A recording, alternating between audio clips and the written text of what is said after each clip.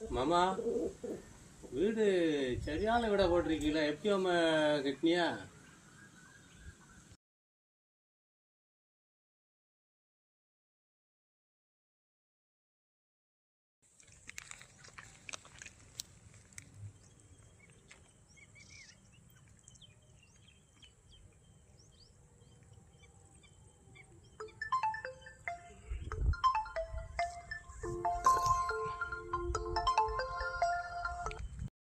முதலாளி, ஆட்டோவில் மூடையை ஏற்றிட்டு போகும்போது ஒரு மூடை கீழே விழுந்துருச்சு முதலாளி. நானும் திரும்பி வந்து பார்த்தேன் முதலாளி, மூடையவே காணும் முதலாளி.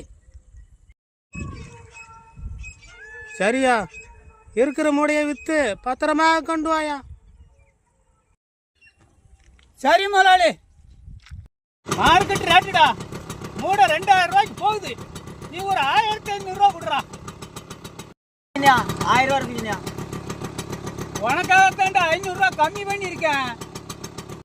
சரி சரி, இந்தா 500 ரூபா இருக்கு.